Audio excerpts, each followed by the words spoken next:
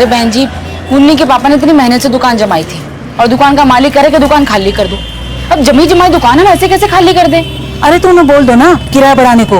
हर पैतरा अपना के देख लिया बहन जी, पर वो मान ही नहीं रहा। और फिर कोई दुकान भी तो मिले अच्छी लोकेशन पे। सब ठीक हो जाएगा, टेंशन ना ले। अच्छा जी, चलती हूँ।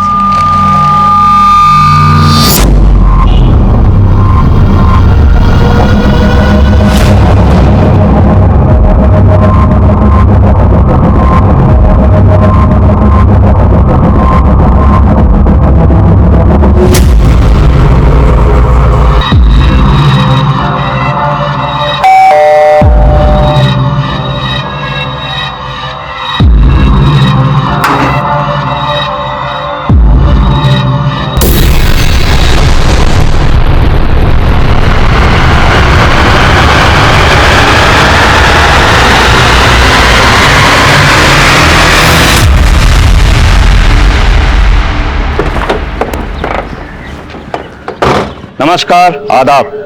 मैं inspector Adil Khan crime petrol Dastak में आपका स्वागत करता हूं। माना पुलिस 24 घंटे आपकी सुरक्षा में तैनात रहती है, पर हम हर पल आपके साथ नहीं होते, इसलिए आप कितने सुरक्षित हैं ये कुछ हद तक आप पर भी डिपेंड करता है। रोजमर्रा की जिंदगी में अपने सुख दुख खुशियां या गम दूसरों के साथ बांटते वक्त हमें कभी इस बात का एहसास नहीं होता क्योंकि कैसे इनका इस्तेमाल हमारे खिलाफ कर सकता है।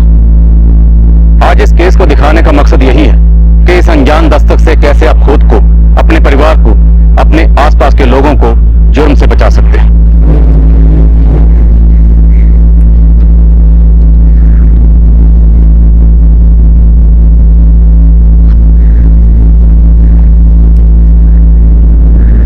अरे दरवाजा ही खुला छोड़ रखा है।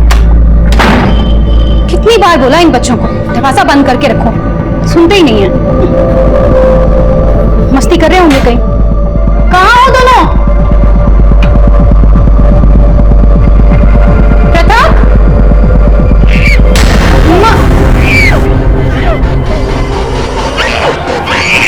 निमेधा, मीना,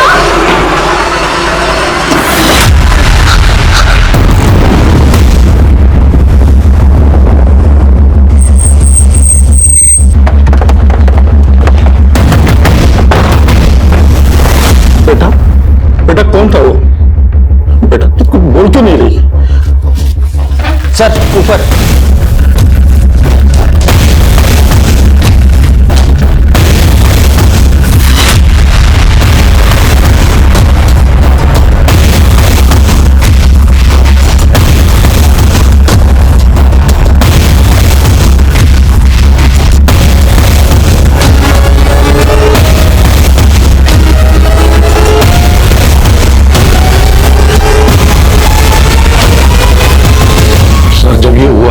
तब मैं ऑफिस में था, मेरे बेटे ने फोन करके मुझे बताया। बेटा आपने पापा को फोन किया था?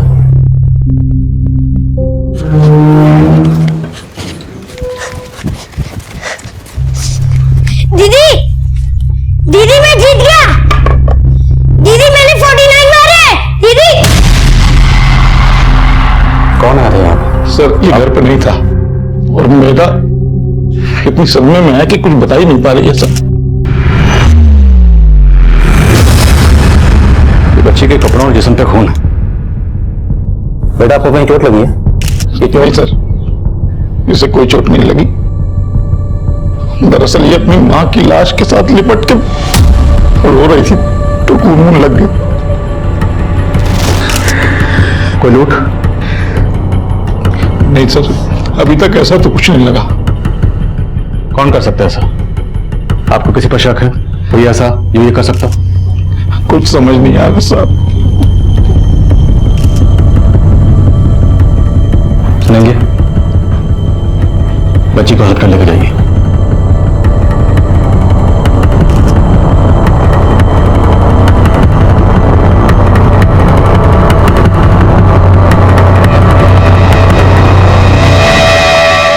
काफी ब्रूटल मर्डर है सर। मल्टीपल स्टैबिंग्स की गई हैं। घर में कोई मर्डर वेपन भी नहीं मिला।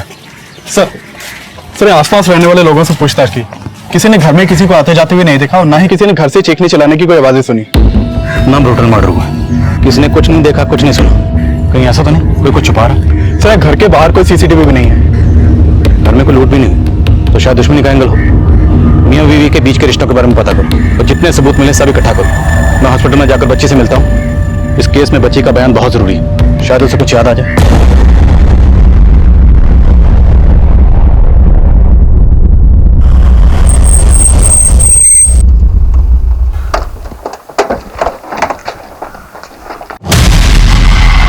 ये क्या कह रहे हैं आप? ऐसा मत बोलिए, ऐसा कुछ नहीं हो सकता। डॉक्टर बच्ची कैसे? सर बच्ची के साथ रेप हुआ है।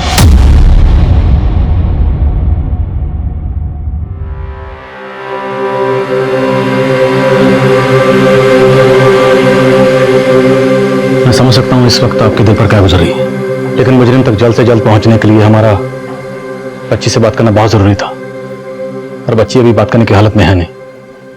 तो आप बताइए, जहन पर जोर डालिए, क्या कोई ऐसा था जिसकी आपकी बीवी या बच्ची पर बुरी नजर थी? नहीं, ऐसा तो कभी महसूस ही नहीं हुआ कि ऐसा कुछ हो जाएगा। कुछ समझ में नहीं आ रहा सर।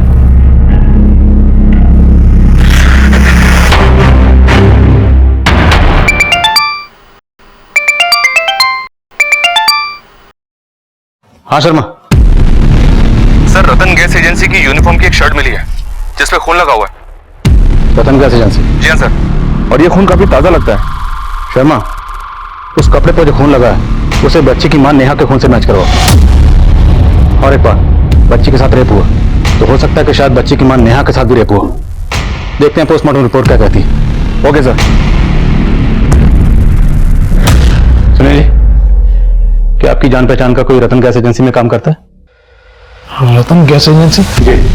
नहीं सर, कोई पहचान वाला तो कोई नहीं। क्या बात है सर? आपके घर के पास एक कपड़ा मिला है रतन गैस एजेंसी का जिस पर खून लगा हुआ। सर जान पहचान का तो कोई नहीं, लेकिन सिलेंडर वहीं से आता है हमारा। आज सुबह ही नाश्ते पे हम लोग बैठे थे तो पृथक ने। ये क्या? ब्रेड? मम्मी, मैंने आपको आलू के पराठे बनाने के लिए बोले थे और आपने ब्रेड बटर दे दिया। अब मैं नहीं खाऊंगा। अभी यही खाना पड़ेगा क्योंकि गैस खत्म हो गई। हीरो, गैस खत्म हो गई? अरे दोनों सिलेंडर खत्म हो गए क्या? मैंने आपसे कहा था ना गैस बुक करवा दीजिए, आप फिर भूल गए। अरे लेकिन मैंने तो करवा दिया था ना। अरे पर आई तो नहीं ना। कहीं ऐसा तो नहीं सर कि डिलीवरी देने वाले ने।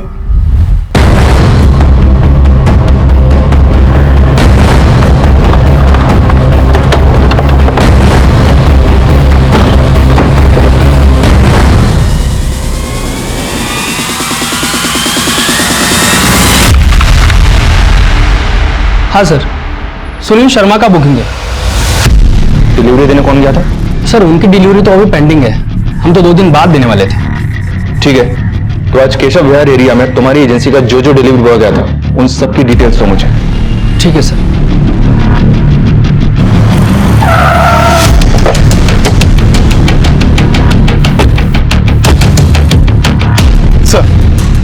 सर शर्ट पे मिला ब्लड मेधा की मां के ब्लड से मैच करता है और हमने रतन गैस एजेंसी में काम करने वाले उन चारों लड़कों को उठा लिया है जो उस दिन केशव विहार और उसके आसपास के एरिया में डिलीवरी करने गए थे। सर चारों अंदर लॉकअप में हैं। उन चारों में से सुनील शर्मा के घर कौन कौन गया था?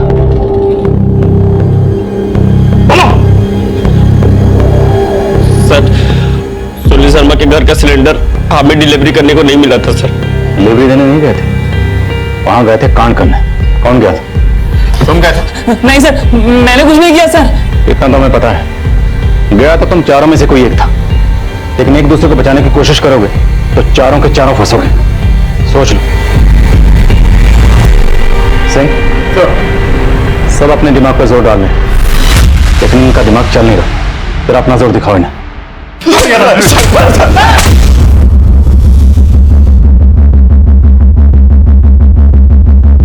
बेटा इनमें से कौन था? कोशिश करो पहचानने की।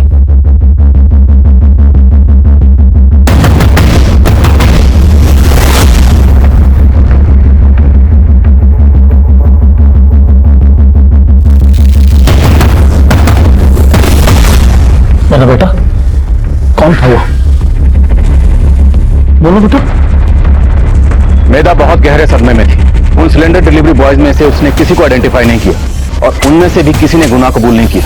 उस वक्त हम अंदाजा लगा रहे थे कि मेधा के साथ साथ उसकी मां का भी रेप हुआ होगा, पर पोस्टमार्टम रिपोर्ट ने हमारी थ्योरी बदल दी। सर, पोस्टमार्टम रिपोर्ट के मुताबिक मेधा की मां का रेप नहीं हुआ, उसका मर्डर हुआ दिन में 3 बजे के आसपास, और ये फुटेज ड्राइवर जी की है, जब ये बंदा मेधा के घर से थोड़ी दूर एक सीसीटीवी में कैप्चर हुआ। ज्वाइन करो।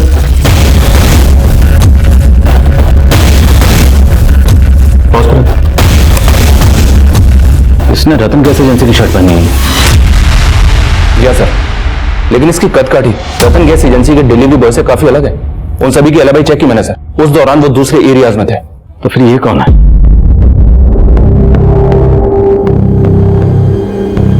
इसके जूते देखो, एकदम सफेद, साफ, neat and clean. Delivery boy के जूते कितने साफ। या सर, और जूते काफी महंगे ब्रांडेड भी लग रहे हैं। ऐसा भी तो हो सकता है सर, ये बंदा रतन गैस एजेंसी का हो ही नहीं, इसने पर्पसली उनका यूनिफॉर्म पहना मेधा के घर में घुसने के लिए। अगर ऐसा है तो ये जो भी है, ये जानता था कि मेधा के घर में सिलेंडर आने वाला है और इसी बहाने से उनके घर में घुसा होगा।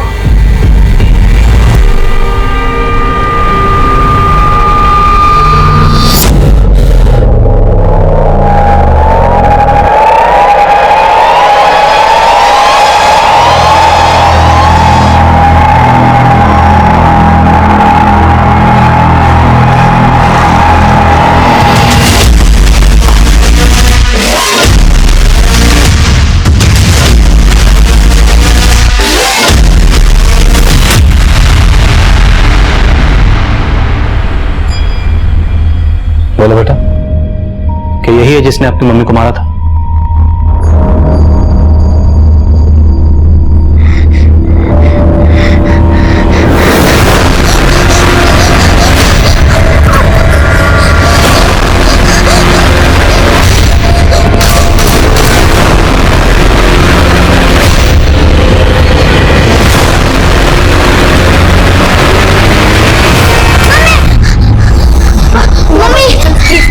प्लीज आप लोग बाहर चले जाइए। Sister, injection. मम्मी, रिलैक्स बेटा, कुछ नहीं हुआ, कुछ नहीं हुआ।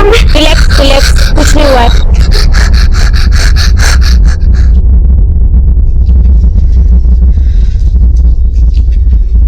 ये है मैडम जी दुकान, एकदम प्राइम लोकेशन पर है, और आजू बाजू देखिए मोहल्ला भी है हरा भरा, तो अच्छी खासी चलेंगी। मैं भी ताला खोल के दिखाता। अरे भी चाबी भूल गया मैं। अब 2 मिनट रुकिए, मैं जल्दी से चाबी लेके आता हूँ। भैया थोड़ा जल्दी, बच्चे घर पर अकेले हैं। बस यूं गया और यूं आया, बस 2 मिनट।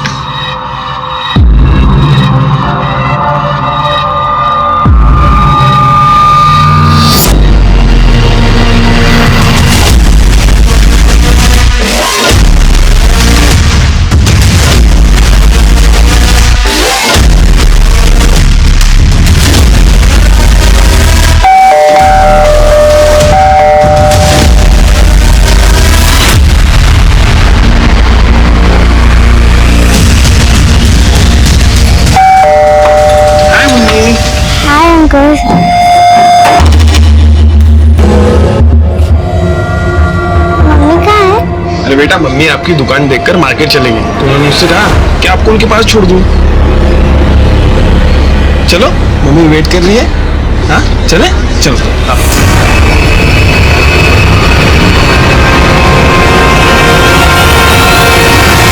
सर, इसे देखकर मेधा जिस तरह से घबराई, उससे यह तो साफ होता है कि मेधा का रेप और उसकी मां का मर्डर इसी ने किया है। पर मेधा के पेरेंट्स के बैकग्राउंड में ऐसा कोई भी एंगल नहीं मिला जिसके पीछे क्राइम का मोटिव हो। शर्मा, घर में 2 लोग थे, 12 साल की बच्ची मेधा और 32 साल की उसकी मां नेहा। लेकिन बच्ची का रेप होता है और उसकी मां का मर्डर। कहीं ये कोई चाइल्ड मोलेस्टर तो नहीं?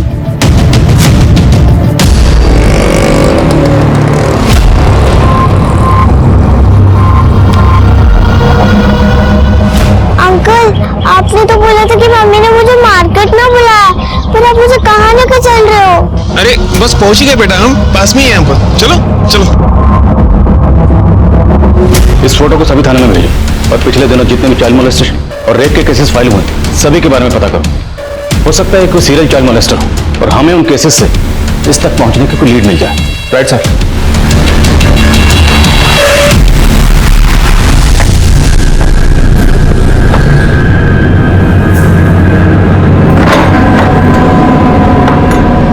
मुन्नी,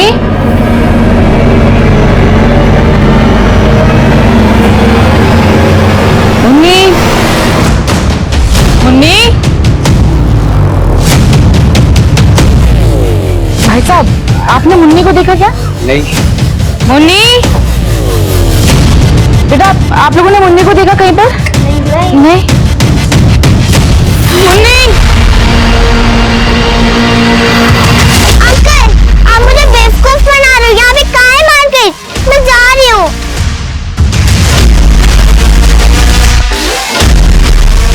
भाई साहब, आपने छोटे बच्चे को देखा क्या?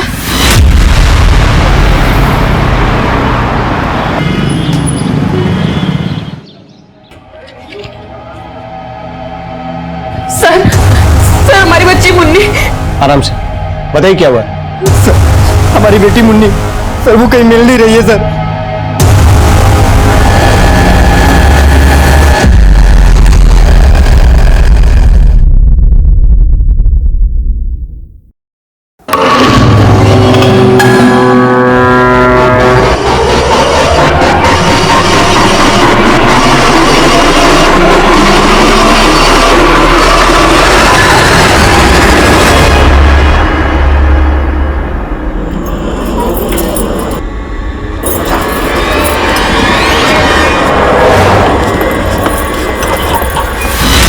सर, मैंने उस व्हाइट शूज वाले आदमी का सीसीटीवी इमेज दूसरे थानों में भेजा।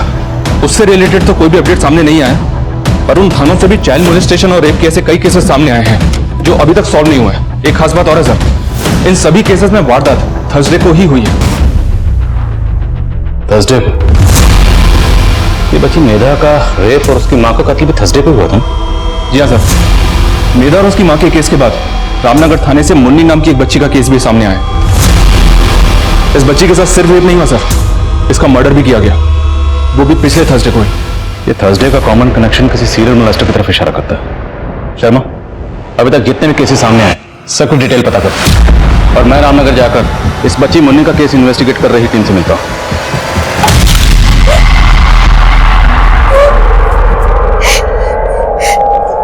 मेरे घर में मुझे क्यों बात रखा? छोड़ दो ना मुझे, छोड़ दो प्लीज।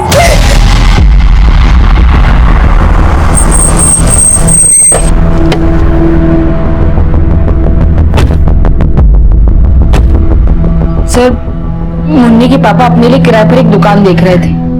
उसी शाम वो आदमी घर पर आया।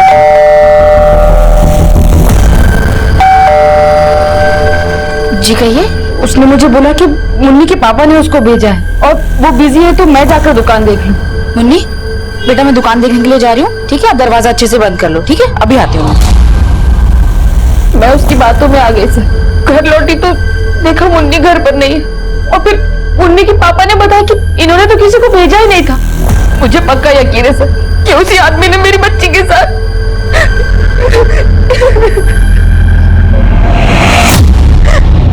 सर, उस आदमी ने जो दुकान मुन्नी की मां को दिखाया था, उसका ओनर रेंट पे दुकान देने वाला ही नहीं था। हमने इस एरिया के सारे ब्रोकर्स को इन्वेस्टिगेट करके देखा, हमें लगता है वो आदमी इस एरिया का था ही नहीं।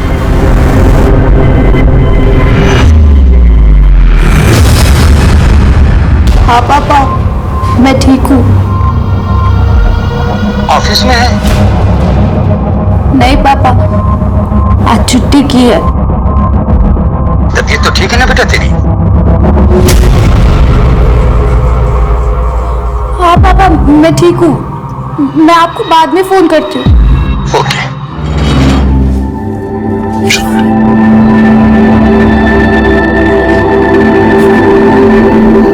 बेटा आ जाओ।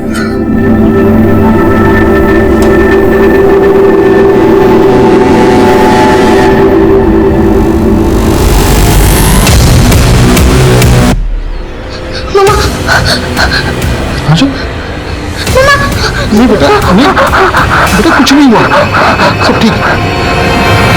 पापा है ना तुम्हारे साथ? हाँ, कोई नहीं, कुछ नहीं हुआ। आ जाओ।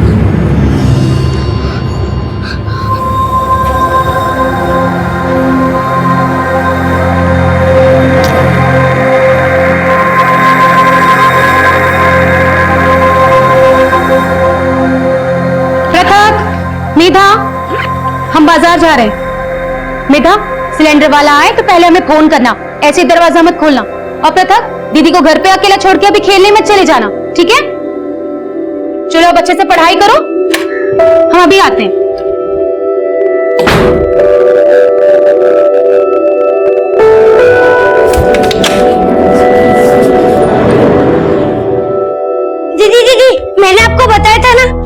मैच है।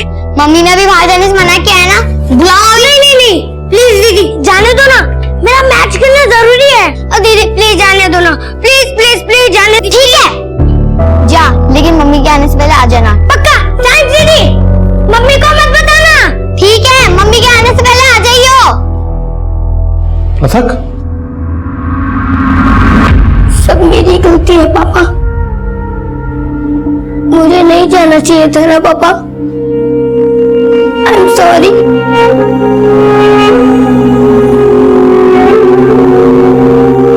मेधा के घर में सिलेंडर आने वाला था तो कातिल सिलेंडर डिलीवरी बॉय के यूनिफॉर्म पहन के उनके घर में घुसता है। मुन्नी के माँ बाप दुकान ढूंढ रहे थे तो कातिल ब्रोकर बनकर उनसे मिलता है। मतलब साफ है, कातिल जो भी है वो पहले फैमिली के बारे में जानकारी इकट्ठा करता है, उनके बारे में पता करता है, फिर उन्हें अपना टारगेट बनाता है। मोडस ऑपरेंडी सेम है तो शायद कातिल भी सेम ही हो। सर मुन्नी की मां ने उस आदमी का ये स्केच बनवाया था पर उसने ध्यान नहीं दिया कि इसने इसकी तरह व्हाइट शूज पहने थे हमें। और सर दूसरे थानों से भी अलग अलग सीसीटीवी इमेजेस और स्केचेस सामने आए, सारे सस्पेक्ट अलग अलग दिखते हैं। आदमी एक नहीं लगता सर। तो तुम्हें लगता है कोई गैंग है तो थर्सडे को बच्चियों को अपना शिकार बनाता है। क्रिमिनल हमारी सोच से भी परे था। रेप और मोलेस्टेशन के 20 केसेस, सेम मोडस ऑपरेंडी, वारदात का दिन भी सेम, थर्सडे। पर अपराधी एक था या ये कोई गैंग था, ये उस वक्त हम समझ ही नहीं पा रहे थे। मुद्दा बेहद गंभीर था और इन सभी केसेस की सिमिलरिटीज को देखते हुए डीसीपी साहब ने इन सभी केसेस को इन्वेस्टिगेट कर रहे ऑफिसर्स की एक टीम बनाई जो मेरी अगुवाई में कंबाइंड मिशन पर थी। और अब तक जितने केसेस सामने आ चुके थे हमने सबको बारीकी से स्टडी करना शुरू किया। मेधा और मुन्नी की तरह कई बच्चों की मुस्कान छीन ली गई थी और हम विक्टिम्स की फैमिली से मिलकर हर तरह की जानकारी जुटा रहे थे। लेकिन कई फैमिलीज उस हादसे के बारे में फिर से कोई बात नहीं करना चाह रही थी। कई फैमिलीज हम पर ही अपना गुस्सा निकाल रही थी। उनका कहना था कि हमने अपना काम ठीक से नहीं किया, जो कि वाजिब भी था। रेप, मर्डर और मोलेस्टेशन के 20 से ज्यादा केसेस अनसॉल्व थे।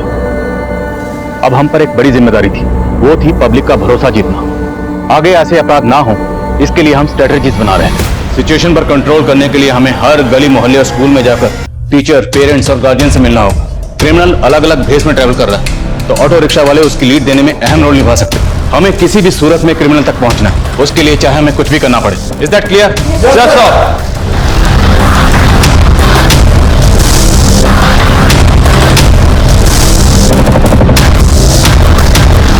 क्रिमिनल से सजग और सतर्क रहने के लिए हमने 10,000 से ज्यादा पैम्फलेट्स दिल्ली और उसके आसपास के एरियाज में डिस्ट्रीब्यूट करवाए। हमारी टीम्स पर्सनली लोगों को मिलकर आगाह कर रही थी कि अगर वो कहीं भी कोई भी संदिग्ध गतिविधि देखें तो तुरंत हमें इतला करें। लेकिन इन सारी कोशिशों के बावजूद क्रिमिनल तक पहुंचने का हमें एक भी स्ट्रॉन्ग क्लू नहीं मिला और बच्चियां अब भी उस हैवान के साए से महफूज नहीं थी।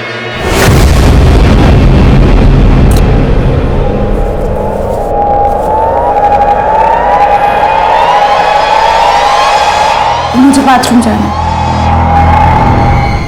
शर्मा, तुम्हें लगता है ये कोई गैंग है, लेकिन सारे क्राइम थोड़े थोड़े गैप के बाद हो रहे हैं। तो हो सकता है क्रिमिनल एक ही है जो एक जुर्म करने के बाद अपना हुलिया बदल लेता हो। लेकिन सर फिलहाल तो कुछ समझ में नहीं आ रहा है, ये एक है या एक से ज्यादा। अब इसे समझने के लिए हमें भी अपनी तहकीकात का तरीका बदलना होगा। क्रिमिनल विक्टिम को अपना टारगेट बनाने से पहले उसके बारे में सब कुछ पता करते हैं।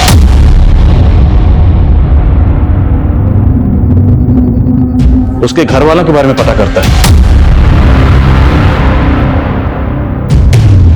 तो जाहिर सी बात है वो उस एरिया में जाता होगा, घूमता होगा, रेकी करता होगा। एक काम करते हैं, उस फुटेज को एक बार फिर से स्टडी करते हैं। किसी ना किसी फुटेज में कुछ ना कुछ ऐसा जरूर कैप्चर हुआ होगा जिससे हमें कुछ क्लू मिल सके। लेकिन सर 20 केसेस हैं और इतना सारा फुटेज मुश्किल है, पर करना तो है। सीसीटीवी के साथ साथ हमें सभी एरियाज के डंप डाटा को स्टडी करना होगा। सारे क्राइम थर्सडे को होते हैं, तो क्रिमिनल एक है या गैंग है जो भी है, लेकिन शायद थर्सडे को उनकी छुट्टी रहती है। तो पता करो ऐसी कौन कौन सी मार्केट्स हैं, ऐसे कौन कौन से ऑफिसेस हैं जो थर्सडे को बंद रहते हैं। हमें सारी कड़ियां जोड़नी है।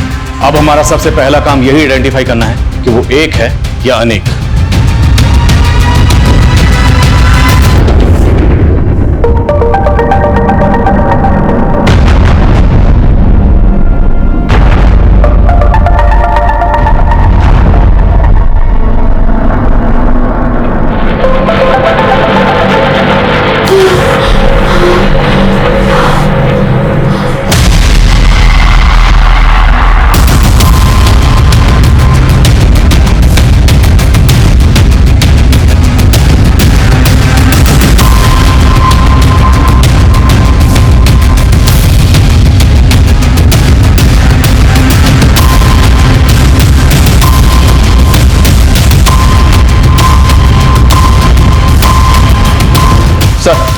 सभी 20 एरियाज के अलग अलग सीसीटीवी से 700 घंटे की फुटेज कलेक्ट की है। सभी एरियाज के डंप डेटा में तकरीबन 2 करोड़ नंबर है।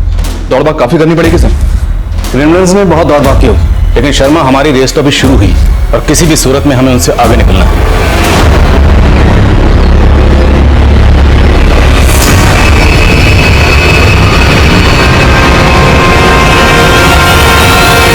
अलीशा पुत्र, यहाँ क्या कर रही है?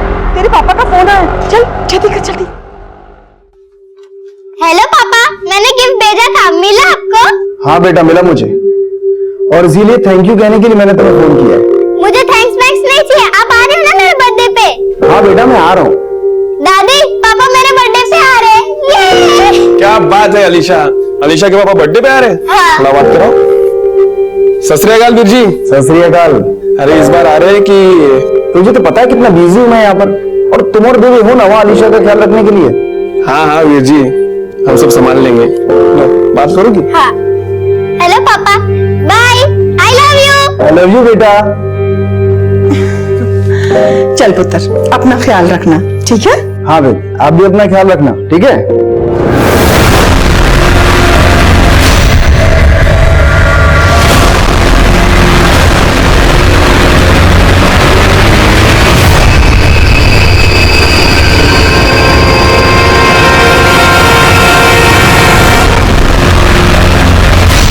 सर सभी 20 एरियाज की तकरीबन 700 घंटे की फुटेज में से हमने कुछ सेलेक्टेड क्लिप्स आइडेंटिफाई किए हैं।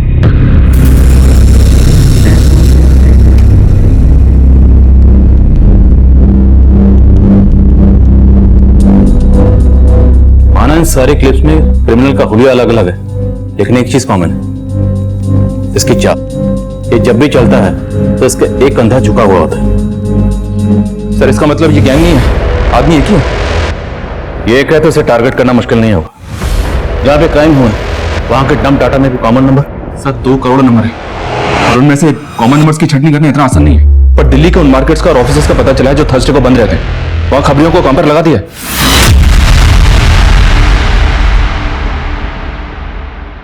अलीशा पुत्र, क्या हो गया पुत्र? हाँ? बोल तो सही, क्या हो गया?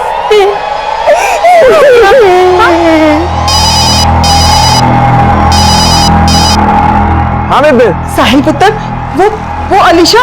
क्या हुआ बेबे? पुत्र मैं बाजार गई थी और बाजार से जब वापस आई तो बस अलीशा रोई जा रही है, कुछ बोल ही नहीं रही, कुछ बता ही नहीं रही है।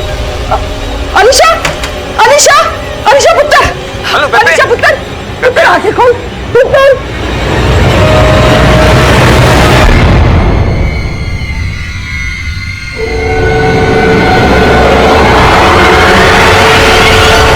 डॉक्टर साहब, क्या हुआ अलीशा को? देखिए अलीशा के साथ रेप हुआ है और हमें पुलिस को इन्फॉर्म करना पड़ेगा। सर सरस्वती विहार के क्लिनिक में एक बच्ची के रेप केस का मामला आया था, लेकिन बच्चे के घर वालों ने उसकी कंप्लेंट फाइल नहीं करवाई।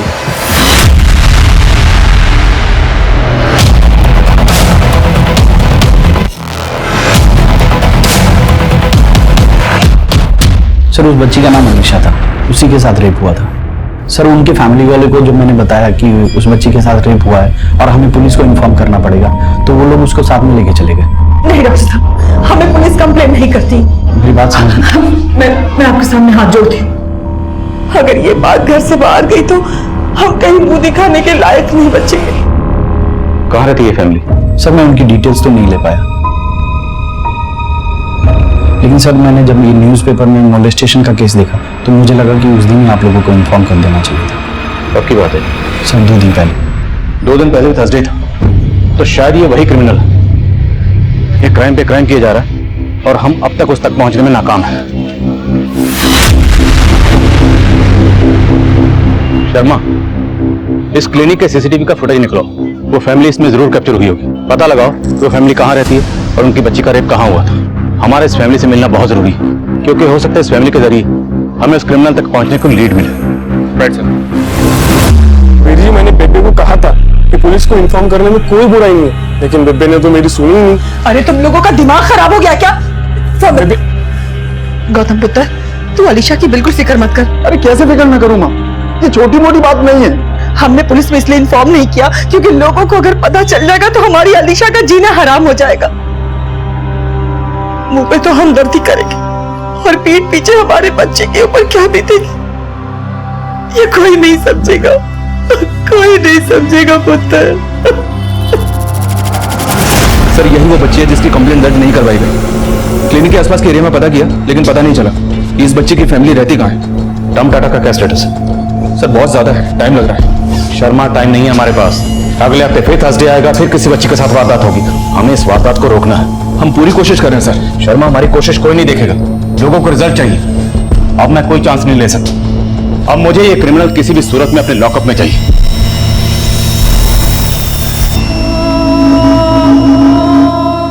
बेटा बेटा रेडी नहीं हुई अभी तक?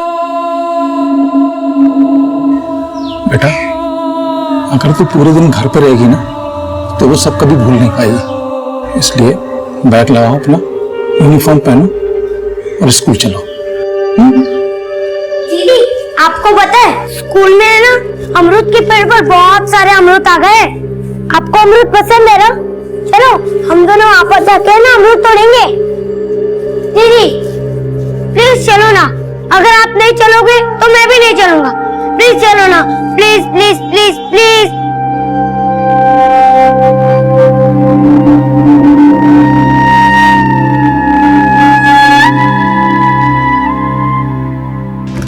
सर उस फैमिली का पता चल गया है जिन्होंने पुलिस कंप्लेंट फाइल नहीं की थी।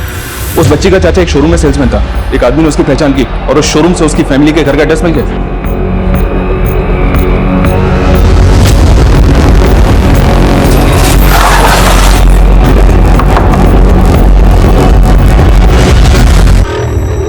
अलीशा यहीं रहती?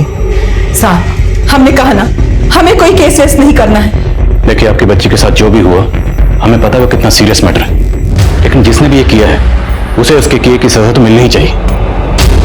और हम आपका कंसर्न समझते हैं, इसलिए हम वादा करते हैं हम इस मैटर को पब्लिक नहीं करेंगे। प्लीज हमारी मदद कीजिए।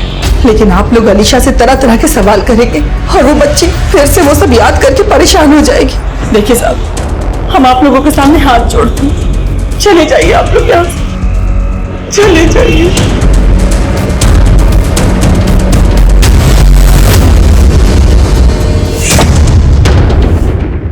रिया रिया इधर तो, रिया रिया इधर तो, रिया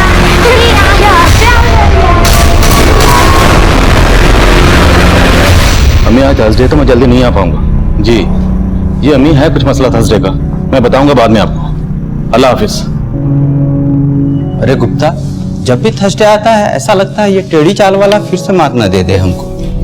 अरे यार मैं तो सबसे ज्यादा भरा हूँ। 700 घंटे की सीसीटीवी फुटेज और ये 2 करोड़ फोन नंबर्स का डंप डेटा। इसने जितनी हमारी रेल बनाई है ना उससे ज्यादा उसकी रेल बनाएंगे, बस एक बार हाथ आ जाने था। सर फाइनली डम डेटा से हमें वो नंबर मिला है जो शायद इसका हो सकता है। जो नंबर सामने आया वो उन 4 एरियाज में कॉमन था जो उन बच्चों के साथ रेप हुआ। वो नंबर फेक आईडी से लिया गया था और उस वक्त बंद था। तफ्तीश के बाद पता चला कि वो नंबर ज्यादातर संत नगर एरिया में एक्टिव रहता था, तो हमने सोचा क्रिमिनल संत नगर एरिया का हो। हमारी एक टीम संत नगर एरिया में तैनात हो गई। 50 से ज्यादा पुलिस वाले अलग अलग भेस में संत नगर की गलियों में आम लोगों के बीच फैले हुए। हमने एक मैसेज ग्रुप भी बना रखा, लेकिन लगातार 10 दिन उस एरिया को स्कैन करने के बाद भी हमारे हाथ कुछ नहीं लगा।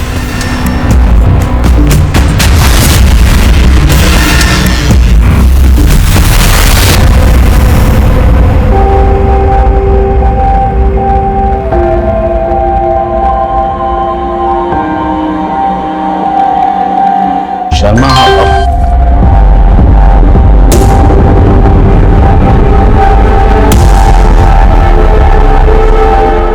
कांस्टेबल से कहो इसे एकदम से टारगेट ना करें, इस पर नजर रखें और कंफर्म करें कि ये वही है। हम थर्सडे तक इंतजार करेंगे, इसे रंगे हाथ पकड़ेंगे जब ये अगली वारदात करने की कोशिश करेगा।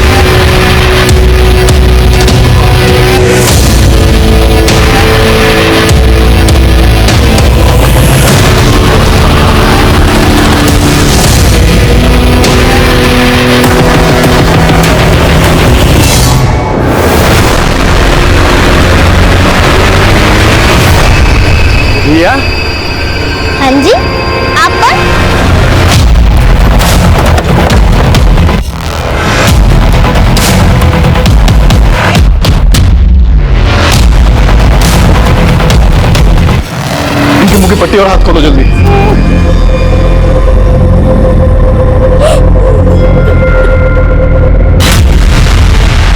जब आपने उस गैस एजेंसी के यूनिफॉर्म और वाइट जूते के पोस्टर सर्कुलेट किए, मुझे तभी उस पर शक हो गया था, लेकिन तब श्योर नहीं थी। लेकिन जब उसने मेरे साथ, छोड़ना नहीं सर उसको, बिल्कुल मत छोड़ना। जाओ अलीशा को लेकर आओ। अरे क्या कर रहे हैं सब? और आप कहाँ जा रही हैं? ये क्या है ये सब? ये क्या क्या कर रहे हैं आप? अलीशा को लेकर जाना है, उसका मेडिकल करवाना। सर मैं तो खुद ही पछता रही हूँ कि मैंने साहिल को अपना दोस्त समझा।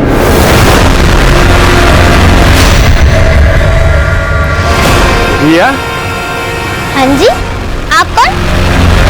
अरे रिया, मुझे नहीं पहचाना? अरे मैं तुमसे मिलने आया था ना, तुम्हारी मम्मी ने मुझे भेजा है यहाँ पर। वो तो मैं यहाँ से गुजर।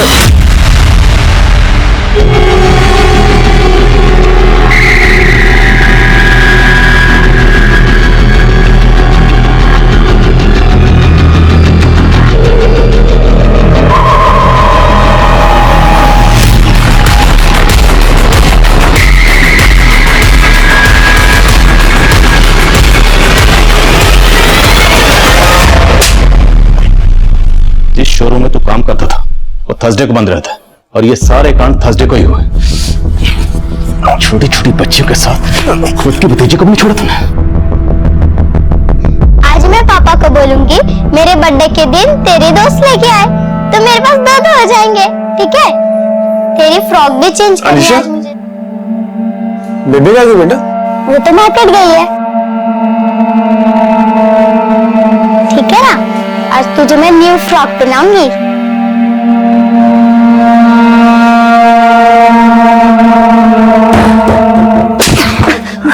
तो अलीशा के साथ बहुत पहले से ही। नहीं सर, नहीं, जिस तरह से आप लोग मुझे ढूंढ रहे थे तो मैं बाहर कुछ कर नहीं पाया, इसलिए घर में ही। छोटी छोटी बच्चियों के साथ, और वो लड़की जिसे तूने उसी के घर में बंदी बनाकर रखा हुआ था। क्या? नहीं सर, नहीं सर, उसके साथ कुछ नहीं किया। वो तो मेरी गर्लफ्रेंड है। गर्लफ्रेंड? तो उसे उसी के घर में बंदी बनाकर क्यों रखा हुआ था? सर गर्लफ्रेंड तो शौक के लिए बना रखा था, लेकिन वो चाइल्ड पोर्न देखने की गंदी आदत की वजह से मेरा दिमाग खराब हो गया था। छोटी बच्चियों के अलावा मुझे कुछ दिखाई ही नहीं देता था। छोटी बच्चियों के अलावा तुझे कुछ दिखाई नहीं देता था? वो तेरी गर्लफ्रेंड वो बच्ची थी? हाँ, उसे क्यों बंदी बनाकर रखा? सर उसे मुझ पर शक हो गया था। मैं सोचा कि जब तक सारा मामला ठंडा नहीं हो जाता तब तक उसे बंदी बना के रखो। बाद में उसे भी। हाँ? बोल, कितनी बच्चों के साथ की ये गंदी हरकत? 3 साल से महीने में 2 या 3 बार।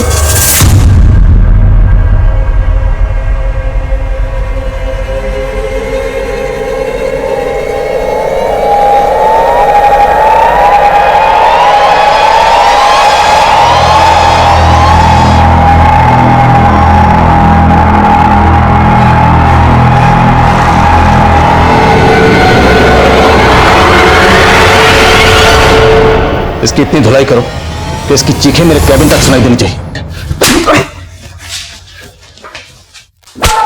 हमने मुजरिम को सजा दिलाकर उन बच्चियों और उनके घर वालों को इंसाफ तो दिला दिया, लेकिन जो दर्द, जो तकलीफ उन लोगों ने सही होगी उसे बयान करना मुश्किल होगा। हमने दिल्ली और उसके आसपास के एरियाज में हुए रेप के अनसॉल्व केसेस के डीएनए को साहिल के डीएनए से मैच करवाया, तो पता चला साहिल 50 से ज्यादा बच्चियों के साथ रेप कर चुका था। न सिर्फ रेप बल्कि 5 कत्ल भी कर चुका था। मुजरिम एक के बाद एक जुर्म को इसलिए अंजाम दे पाया क्योंकि वो आपके घर के बाहर रहते हुए भी आपके परिवार की हर जानकारी पर कान गड़ाए हुए था, और रोजाना आपके आसपास रहकर इस जुर्म की दस्तक दे रहा था, लेकिन ना तो किसी को यह दस्तक दिखाई दी ना सुनाई दी, और इसलिए जुर्म होते रहे। और हैरानी की बात यह थी कि साहिल जो कर रहा था उसकी भनक उसकी मां को भी थी, लेकिन उसने भी कभी इस दस्तक की तरफ गौर ही नहीं की, जिसका नतीजा ये निकला कि खुद उसकी भतीजी अलीशा भी उसकी हैवानियत का शिकार हो गई। कहते हैं कि अगर जिस्म के किसी हिस्से में जहर भर जाए और इलाज नामुमकिन हो, तो इससे पहले कि वो जहर पूरे जिस्म में फैले और सवाल जिंदगी और मौत का बने, तो जिस्म के उस हिस्से को बचाकर नहीं बल्कि काट कर अलग कर देना ही बेहतर होगा। देखते हैं हमारे आज के एपिसोड की दूसरी कहानी। हताक्ष बुलाओ।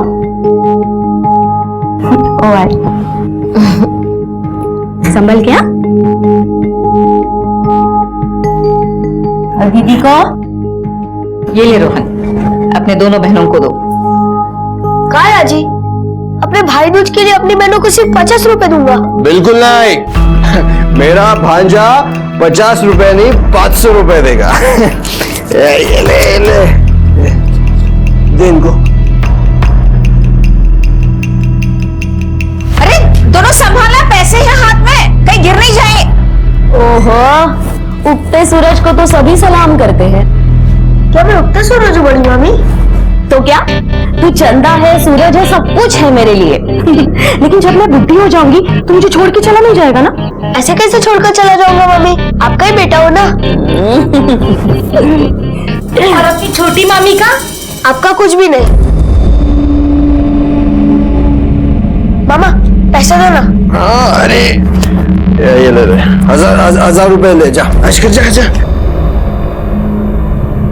अरे फरार तो खाते जा, मुझे कुछ नहीं खाना। अब अरे क्या कर रहा है तू? अपनी मामी की बात नहीं मानेगा? तेरे लिए भाई ला रही है वो।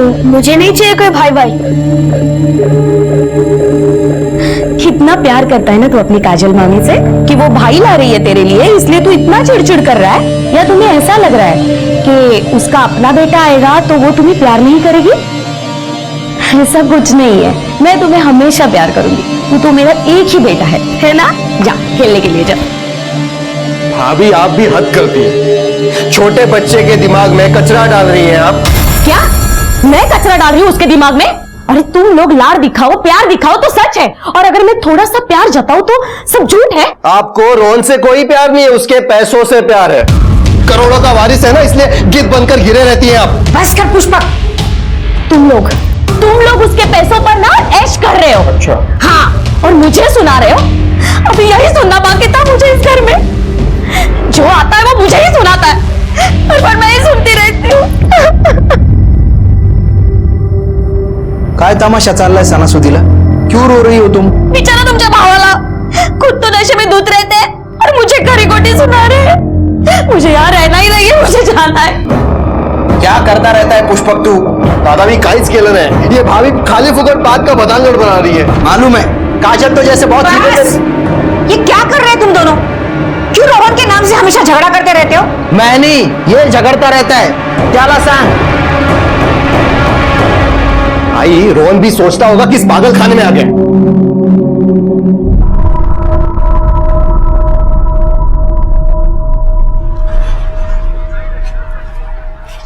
कितने हुए? 50 रुपए। मामा के खाते में लिख लेना। ठीक है। काय करताय? अरे डाव्या बाजूला वळा बघू. समोरच एक मंदिर आहे बघा, आणि त्या मंदिराच्या समोरच एक धाबा आहे बघा. तिथे मी बसलोय. तुम्हाला लगेच गावेल बघा मी.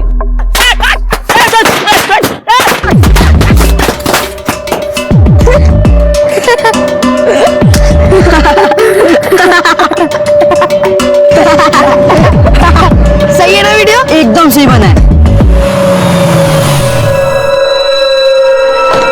नमस्कार रमाकांत भाऊ, कसे आहात? मी मजेत, तुम्ही कसे आहात? एकदम मजेत.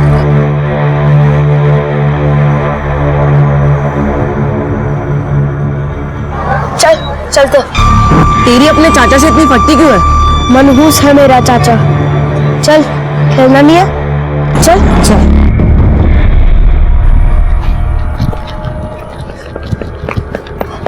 शौर्य हो गया? हाँ हो रहा है। ये ले केशव, बॉलिंग कर। रोहन, मैं बॉलिंग करता हूँ, मुझे भी खेलना है।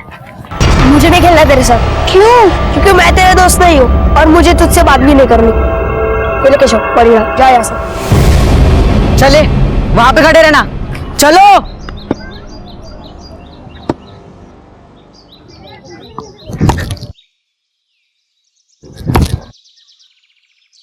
यस! आउट नहीं, वो आउट नहीं है। अरे उधर पे आउट रहता है ना। बोला ना आउट नहीं है। ए भाई तू चीटिंग मत कर, तू आउट है। नहीं दूंगा, क्या कर लेगा? अरे उधर हमेशा आउट ही रहता। चल चिढ़ मत, चल बैठ दे, चल जा फील्डिंग कर। मुझे तेरे साथ नहीं खेलना है। अरे खाना रूस का नाटक है, अभी देखता हूँ इसको।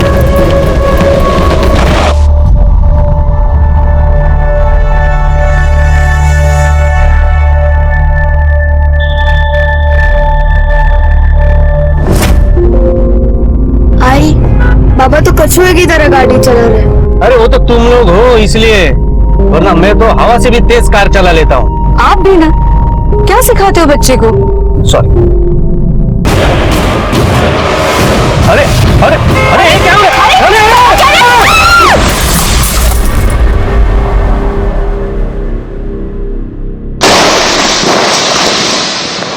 ये देखो अपनी फुलझड़ी, चलो।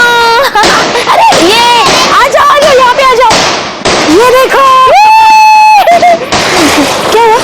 रोहन आया? नहीं, रोहन नहीं आया। इतनी रात हो गई और रोहन अभी तक नहीं आया। रमेश कहाँ है? रमेश तो देर से आएंगे।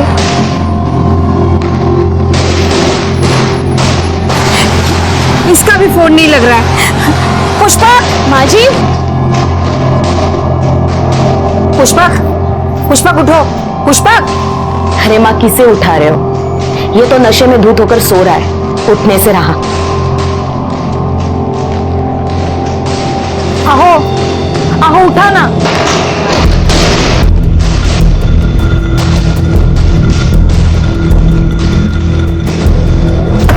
कविता, कविता जी, कविता तूने रोहन को देखा क्या?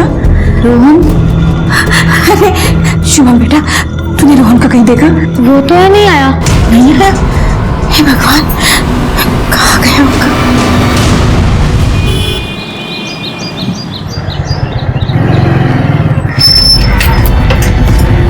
रमेश, रमेश रात भर, रोहन रात भर घर पर नहीं आया। क्या मतलब रात भर घर नहीं आया? मैंने सब जगह ढूंढा, कहीं भी नहीं है वो। और तुमने भी फोन करने की कोशिश की, तुम्हारा फोन भी तो बंद आ रहा है। तुमने सब जगह देख लिया? हाँ, सब जगह देख लिया। उसके चाचा रमाकांत भाऊ वहां पर देखा? शायद वहां गया हो। पर वो वहां पर क्यों जाएगा? मैं देख कर आता हूँ, तुम चिंता मत करो। हाँ, तू घरीच था।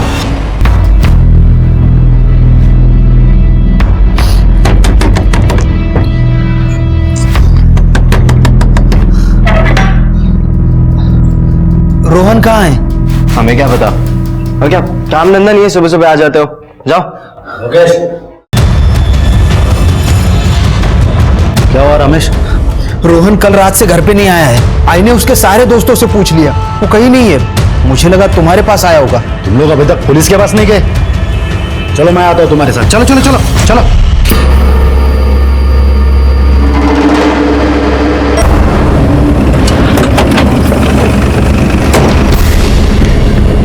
क्या हुआ मोरे, इतने सुबह सुबह फोन क्यों किया? सर, यहाँ के सरपंच रमाकांत का भतीजा गायब है। इसी सिलसिले में वो आपसे मिलना चाहते हैं। हाँ सरपंच साहब, नमस्कार। बोला। मेरा भतीजा गायब है कल से। उसके नानी के यहाँ पे रहता है। ये उसका मामा है। उसके माँ बाप? 1 साल पहले कार एक्सीडेंट में गुजर गए सर। सर, मैंने उसे सब जगह ढूंढ लिया, पण तो कुठंच सापडाना झालाय। उसका घर में या बाहर किसी के साथ कोई झगड़ा, कोई लड़ाई? आपने किसी ने डांटा था उसको? नहीं, घर पे तो कोई झगड़ा नहीं हुआ था। दोपहर में वो उसके दोस्तों के साथ खेलने के लिए बाहर गया था। उसके बाद वापस घर पे आया ही नहीं। मैंने कल देखा था सर उसको दोस्तों के साथ। इकलौता भतीजा है सर, न जाने कहाँ चला गया।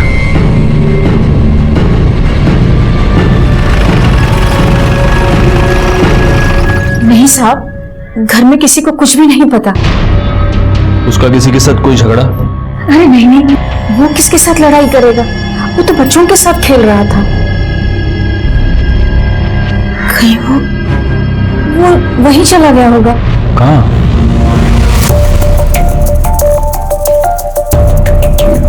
अरे रोहन बेटा, ये क्या है? मरीन ड्राइव का पोस्टर चिपका रहा हूँ। मैं मुंबई जाऊंगा। तू मुंबई जाके क्या करेगा? मेरा राजा बेटा क्या हीरो बनेगा? नहीं, मैं समुद्र में तैरूंगा, जूहू बीच पर घूमूंगा, अरे वाह, सचिन तेंदुलकर से मिलूंगा और रणबीर कपूर का बंगला देखूंगा।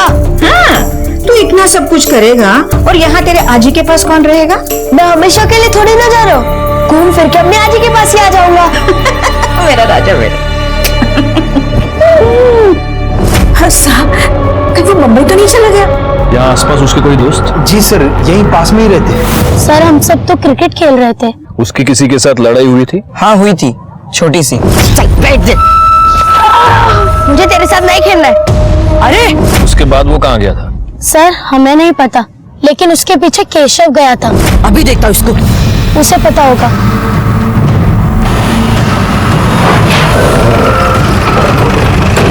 सर केशव का घर।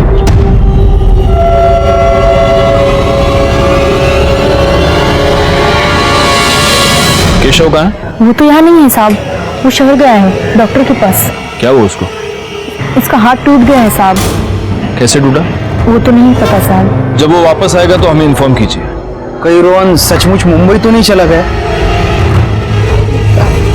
बेटा शुभम, वो तो तुझे सब कुछ बताता था ना, उसने कुछ बोला था मुंबई जाने के बारे में। वो पैसे तो जमा करता था। देख, मैंने मुंबई जाने के लिए इतने सारे पैसे जमा कर लिए। इतने सारे?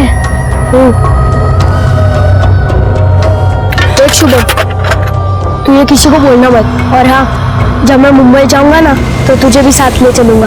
चलेगा ना? तो उसने कुछ बोला था जाने के बारे में? कुछ भी? वो तो मुझसे गुस्सा था। क्यों? झगड़ा हुआ था तुम्हारा? नहीं, वो मैं लोकेश दादा की बाइक पर बैठा था ना, इसलिए। बस बस दादा, बाय दादा। ये तू लोकेश के बाइक पे बैठा? आज से मेरी और तेरी दोस्ती खत्म। ये क्या बात हुई? तू मुझसे बात मत कर, तू मेरा दोस्त नहीं है। अरे रोहन! रोहन लोकेश दादा से चिढ़ता था, इसलिए मेरे से भी गुस्सा होके बैठ गया।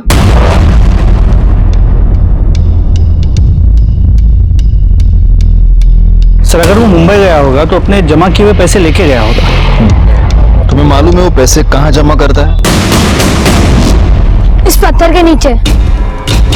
शिरके बोला हो सर।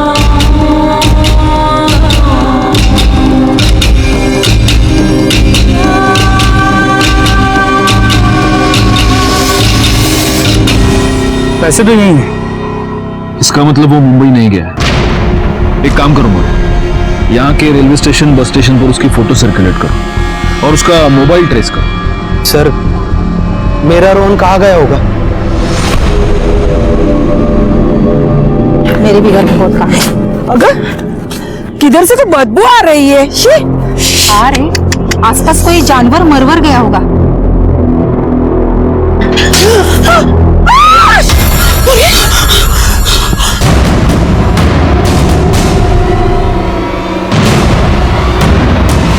सर ये रोहन ही है।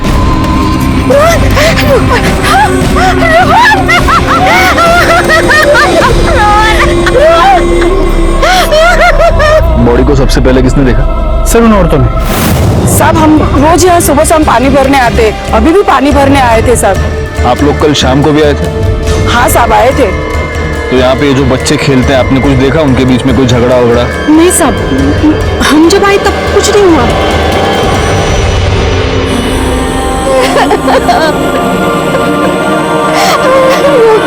सर इसकी हालत देख के लगता है इसे किसी ने बहुत बेरहमी से मारा है। कल जिन बच्चों से हमने पूछा वो बता रहे थे ना वो कौन लड़का जो इसके पीछे गया था?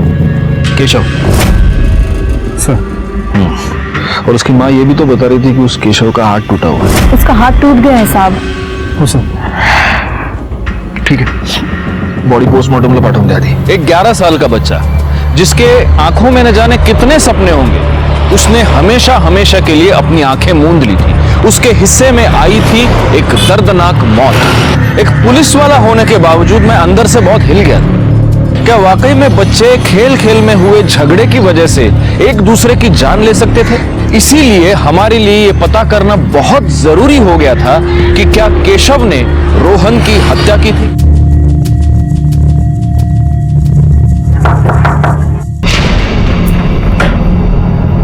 क्या हुआ साहब? रोहन मिला? मिला, उसकी डेड बॉडी मिली है। किसी ने उसे मारकर कुएं में फेंक दिया। आपका बेटा, उसका रोहन के साथ झगड़ा हुआ था और हमें ये पता चला है कि उसे मारने के लिए वो उसके पीछे गया था। मुझे तेरे साथ नहीं खेलना है। अरे अभी देखता हूँ इसको। हमें शक है कि आपके बेटे ने रोहन का खून किया है। ये क्या कह रहे साहब आप? मेरे बच्चे का हाथ टूटा हुआ है, वो रोहन को नहीं मार सकता।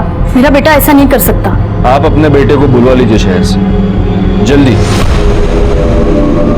आजकल के बच्चे भी कमाल है, क्रिकेट के लिए अपने दोस्त की जान ले ली। लेकिन अगर इस केशव का हाथ टूटा हुआ है तो टूटे हाथ से वो रोहन को कुएं में कैसे फेंक सकता है? बेटा, रोहन तुम पर गुस्सा था, तो क्या तुम दोनों के बीच किसी बात को लेकर झगड़ा हुआ था? उसका तो झगड़ा सिर्फ लोकेश दादा से होता था। ये तू क्या कर रहा है बे? अपनी करोड़ों की जमीन को शुद्ध कर रहा हूँ। अबे क्या कर रहा है बे? अबे साले, तेरे बाप की जमीन है क्या ये? हाँ मेरे बाप की जमीन है। चल निकल यहाँ से, निकल चल, और दोबारा दिखा ना यहाँ पे तो तेरी टांगे तोड़ दूंगा। नहीं जाऊंगा, तोड़ देंगे। सही में बहुत मोटी चमड़ी का है बे तू, तभी तेरे माँ बाप मर गए और तू नहीं मरा। क्यों नहीं मरा बे तू? हाँ चल निकल अभी, लेके जा इसको, चल दोनों चचेरे भाई थे, फिर भी झगड़ा करते रहते थे। लोकेश दादा रोहन को परेशान करते थे और रोहन लोकेश दादा को।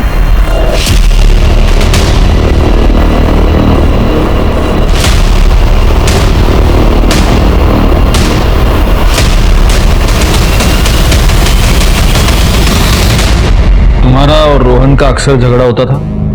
नहीं तो सर, मतलब होते थे, मगर वही हमेशा मेरे पास आता था लड़ने के लिए। बल्कि सर मैं तो उसे अपना छोटा भाई समझता था और बच्चा समझ के मैंने कितनी बार उसे छोड़ भी दिया। मगर सर वो बहुत शरारती लड़का था और पढ़ाई लिखाई में तो उसका जरा भी ध्यान नहीं था। सर, उसके माँ बाप की मौत के बाद उसकी नानी उसको अपने साथ ले गई।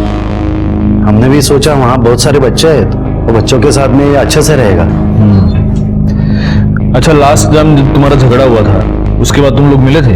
हाँ सर, आखिरी बार तो हमारा 2-3 दिन पहले ही झगड़ा हुआ था, पर उसके बाद मैंने उसे नहीं देखा।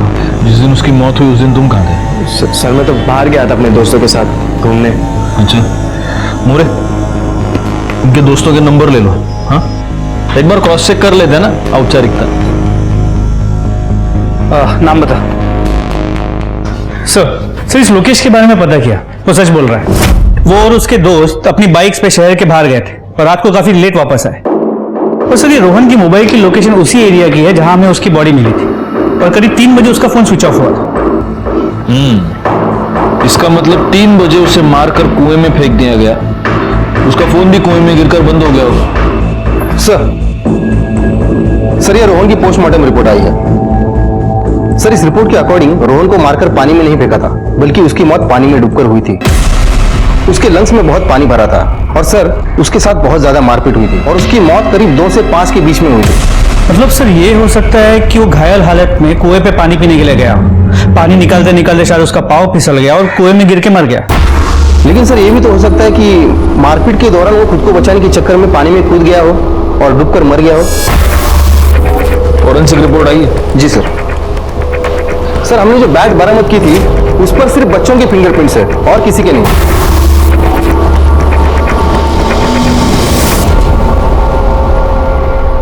नहीं साहब, मेरा बेटा डूबकर नहीं मर सकता। खुश रहो। सब लोगों को शादी में आना है। पर कब है शादी? 7 नवंबर, 15 दिन के बाद। मैं तो ना तेरे से ना बहुत बड़ा हेर लेने वाली हूँ। आजी, रोहन तालाब में कूद गया। क्या? अरे चल, ऐसे कैसे? रोहन! रोहन! रोहन! रोहन! रोहन! रोहन! आजी आजी, रोहन अभी तक पानी से नहीं निकला। क्या? रोहन!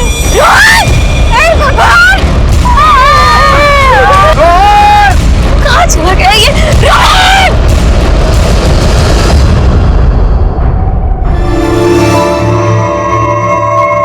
रोहन! रोहन!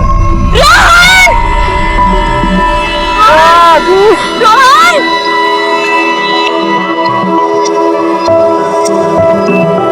रोहन! अरे रोहन! तू इधर है बेटा? अब ये लोग कह रहे हैं कि तू नदी में डूब गया करके। हाँ जी, मैंने एक सांस में पूरा तालाब पार कर लिया। अरे पगले, तेरी एक सांस के चक्कर में मेरी ही सांस अटक गई। अगर तुझे कुछ हो जाता तो? हाँ जी, मुझे क्या आता, मैं तो मुंबई के समुद्र पार कर लेता। आई, ये हमेशा यही जिद करता है। वही नहीं, कुछ गलत थोड़ी ना किया इसने। चैंपियन है हमारा रोहन, चैंपियन। तुझे तैरना है ना, खूब तैर, लेकिन हमेशा किसी बड़े को साथ में लेके जाया कर। क्या है, बड़े को साथ में लेके जाएगा ना तो बड़ी शाबाशी मिलेगी। ये देखिए, ये उसके मेडल्स और ये ट्रॉफीज, ये मेरे बेटे ने स्विमिंग कंपटीशन में जीते हैं। मेरा बेटा बहुत भोला था, उसने कभी भी किसी के साथ बिना वजह झगड़ा नहीं किया। उसके माता पिता के मरने के बाद वो हमेशा खुश रहने का नाटक करता रहता था। साहब, वो अपने मोबाइल में हर तरह के नए नए वीडियोस बनाकर खुद भी हंसता था और हमें भी हंसाता था। मुझे मालूम है कि वो चुप चुप कर अकेले में अपने माता पिता की फोटो देखकर रोया करता था। रोहन का मोबाइल कहाँ है? क्योंकि हमें तो नहीं मिला। वो तो अपने साथ ही रखता था।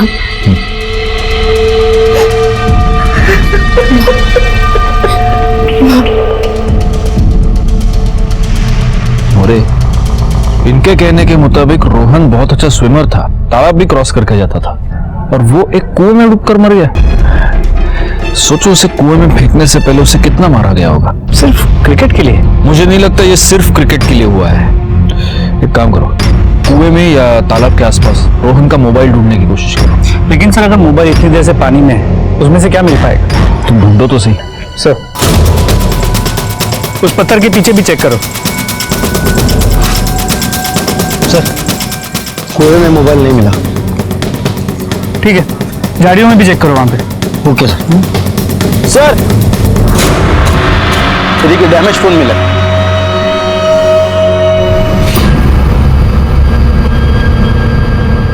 शोभा, मैंने खा ली दवाई।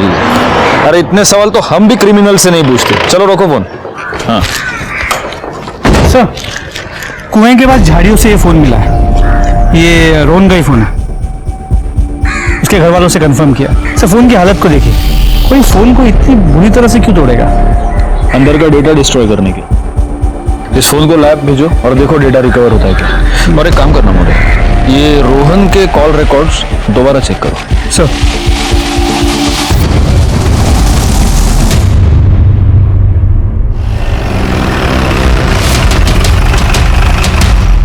सर, ये रोहन के कॉल रिकॉर्ड्स, इसमें कुछ भी सस्पिशियस नहीं मिला, सभी नॉर्मल कॉल्स। अभी तो मैं श्योर हूं कि ये सब कुछ उस मोबाइल की वजह से हुआ है। इस रोहन को वीडियो बनाने का शौक था। हो सकता है उसने किसी की वीडियो बनाई हो सकता है किसी को ब्लैकमेल कर रहा हो। अच्छा ये बात बताओ, उस केशव का क्या हुआ? तो उसके घर गया, उसकी माँ ने बताया कि अब तक वो शहर में ही है। उसके बाप का कुछ अर्जेंट काम आ गया तो और कुछ दिन वही रहेगा। उसकी माँ से कहो शराफत से बुला रहे हैं, शराफत से आ जाओ, वरना हम शहर जाके बाप बेटे दोनों को उठा कर लेके आएंगे। सर, आपको लगता है कि ये सब वो केशव ने किया होगा? See I am not sure, but Rohan का खून तो हुआ है, इसका मतलब कोई तो खूनी है। एक और एंगल है, इस रोहन के नाम पर करोड़ों की प्रॉपर्टी थी, ये हमें भूलना नहीं चाहिए मोरे। और उसके अपने चाचा और उसके फैमिली के साथ कुछ खास बनती भी नहीं थी। मोरे, गांव में एक बात पता करो, रोहन का बाप सूर्यकांत और इसका ये चाचा रमाकांत, इन दोनों के रिश्ते कैसे थे पता करो जरा।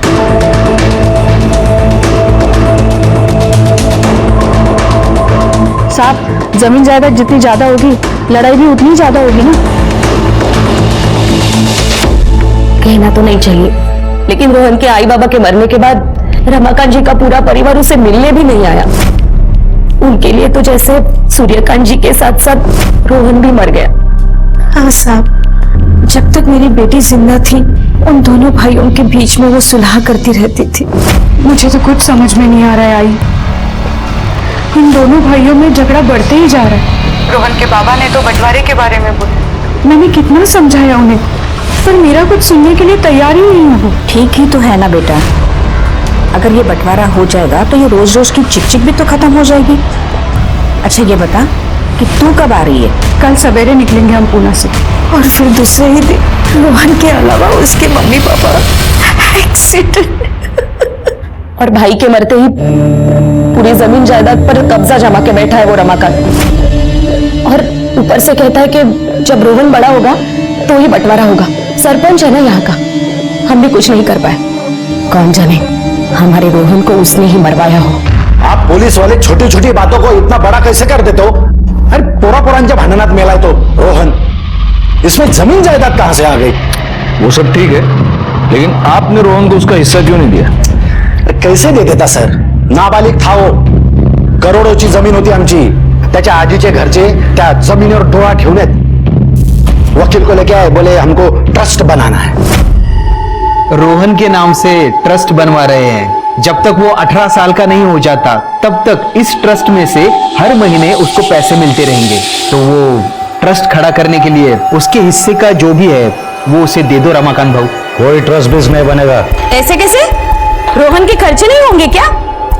मैं दूंगा उसको पैसे, हर महीने दूंगा, उसके पढ़ाई के लिए और बाकी जरूरतों के लिए. लेकिन ट्रस्ट नहीं बनेगा, ना ही बंटवारा होगा. और जैसे मैंने कहा वैसे 25,000 रुपए हर महीने खर्चे के लिए देता था रोहन के नाम पे. लेकिन सब पैसा ये लोग उड़ाते थे. बड़ा इधर उधर घूमने में, छोटा दारू पीने में.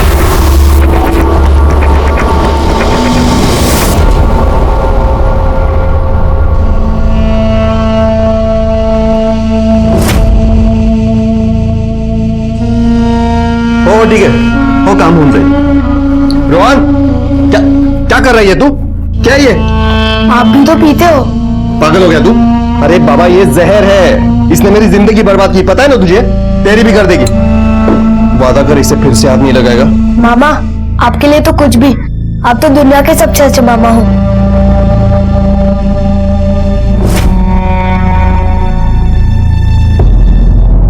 तो आप ये कहना चाहते हैं कि अरे वाह वाह वाह, थैंक यू.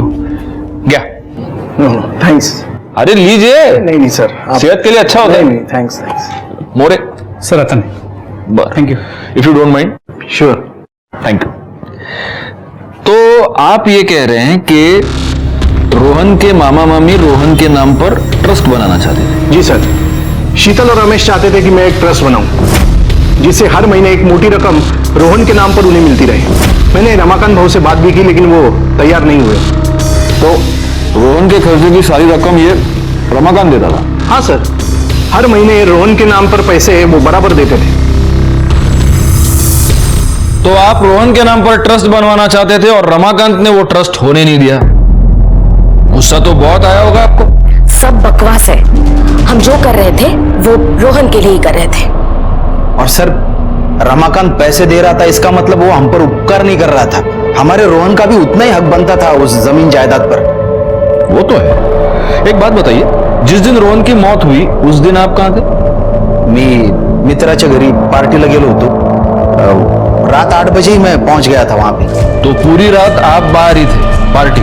सर हम सब वहां पर पत्ते वत्ते खेल रहे थे. वाह, बड़े लकी आहे आप. हा वहिनी, तुम्हाला चालतं रातभर पार्टी वार्टी पैसे उडाना, चलता है आपको सब? साहेब तुम्ही आमच्यावर डाऊट का घेताय? रमाकांत बातें बना रहा है. अरे रोहन के आई बाबा तो पहले ही मर गए थे. रोहन के मरने के बाद एक ही आदमी का फायदा होने वाला है, रमाकांत का. अरे सब जायदाद उसे ही तो मिलने वाली है.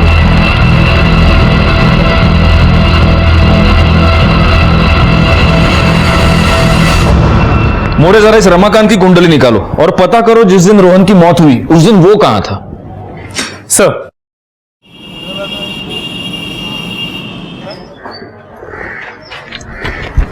सर, रमाकांत की मोबाइल लोकेशन डिटेल्स, इसके मुताबिक उस दिन वो अपने कार्यालय में ही था. सर रोहन का मोबाइल डाटा रिकवर हुआ है. कुछ वीडियोस है लेकिन वैसा कुछ खास नहीं है.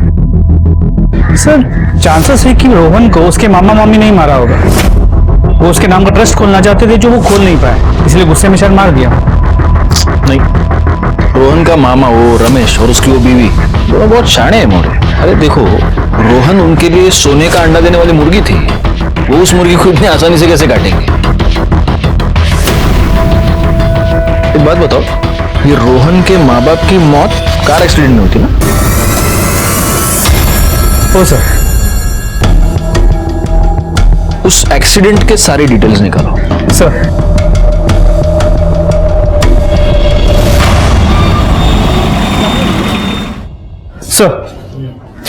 उस एक्सीडेंट का पंचनामा रिपोर्ट. सर बहुत बड़ा एक्सीडेंट.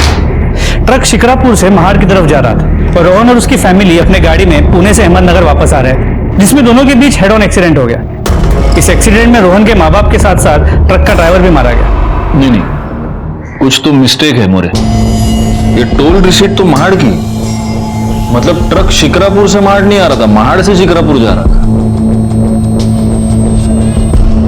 लेकिन अगर ऐसा है तो इन दो गाड़ियों के बीच में हेड ऑन एक्सीडेंट कैसे हो सकता है? अगर ये ट्रक महाड़ से शिकरापुर जा रहा था तो इसको सूर्यकांत की गाड़ी को पीछे से डैश करना चाहिए। नहीं सर, मैं समझा नहीं। ये देखो मोरे, ये पुणे है, ये अहमदनगर, और ये महाड़ है और ये शिकरापुर है। तुम ये कह रहे हो कि सूर्यकांत की गाड़ी पुणे से अहमदनगर जा रही थी और अभी ये जो टोल रिसीट हमें मिली उसके मुताबिक ये ट्रक जो था वो महाड़ से शिकरापुर जा रहा था। तो इसका मतलब ये दोनों गाड़ियां एक ही डायरेक्शन में जा रही। अगर हेड ऑन एक्सीडेंट हुआ है तो उस ट्रक को यहां से आना चाहिए था, यहां से नहीं। समझ रहे हो?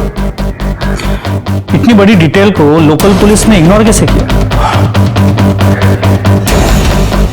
एक काम करो मोरे, ये जो ट्रक ड्राइवर है उसके कॉल डिटेल्स निकालो। मुझे इस एक्सीडेंट के पहले कम से कम 2 महीने के कॉल डिटेल्स चाहिए। सर आपको लग रहा है कि ये एक्सीडेंट प्लान था? अब लग तो रहा है। और अगर ये एक्सीडेंट प्लान था तो जिसने ये एक्सीडेंट प्लान किया है हो सकता है उसी ने रोहन की भी जान ली। मैं मुंबई जाऊंगा, मैं समुद्र में तैरूंगा, सचिन तेंदुलकर से मिलूंगा और रणबीर कपूर का बंगला देखूंगा। तू इतना सब कुछ करेगा और यहाँ तेरे आजी के पास कौन रहेगा? मैं हमेशा के लिए थोड़ी ना जा रहा हूँ, घूम फिर के अपने आजी के पास ही आ जाऊंगा।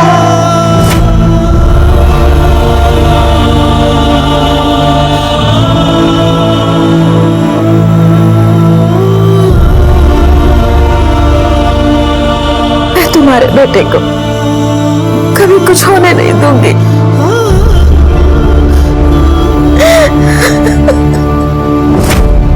मुझे माफ कर दो कांचन, मैंने अपना वादा पूरा नहीं किया। सर आप सही थे। उस ट्रक ड्राइवर का तो कोई डायरेक्ट कनेक्शन नहीं मिला, लेकिन उस ट्रक के मालिक के फोन पर यहां अहमदनगर से बार बार फोन जा रहे थे। कौन कर रहा था फोन?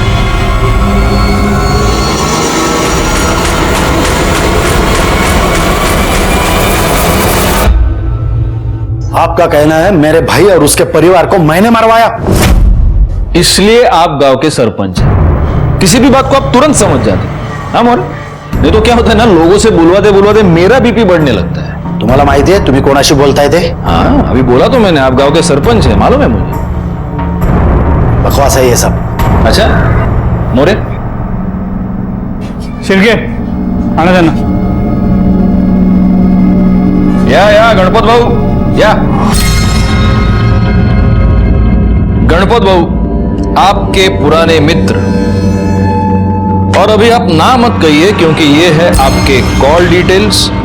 इसमें वो सारे कॉल की डिटेल्स है जो आपने इससे किए, और ये है आपके बैंक डिटेल्स।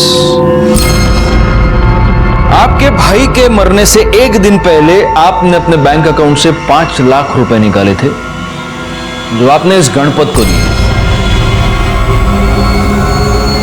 अब मिस्टर सरपंच, आप खुद अपना मुंह खोलेंगे या हम पंच मार मार कर आपका मुंह खुलवाएं? सूर्यकांत पहले से ही बाबा का बहुत चाहता था। पढ़ाई में अच्छा था ना वो, लेकिन बाबा की पूरी जमीन मैं अकेला देखता था। मेरा खून पसीना लगाया था वो जमीन में, और बाबा के मौत के बाद से ही वो बंटवारे की रट लगाए बैठा था। दादा ये क्या हिसाब किया है आपने? ये गलत है। तू ही संभालना सब कुछ। तो आप बंटवारा कर दीजिए ना, फिर आप अपना संभालो, मैं मेरा संभालूंगा। मामला ही खत्म ना, पंगा ही नहीं होगा ना। तंग आ गया था मैं उससे। अरे ऐसे कैसे मेरी जमीन उसको दे दूं मैं? फिर मैंने गणपत भाऊ को फोन किया। आई बाबा तो कछुए की तरह गाड़ी चला रहे। अरे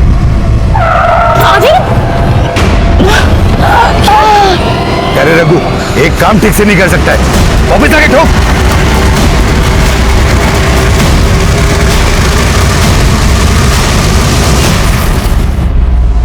पीछे से गाड़ी अचानक आ गई तो मुझे साइड तो लेना पड़ेगा ना।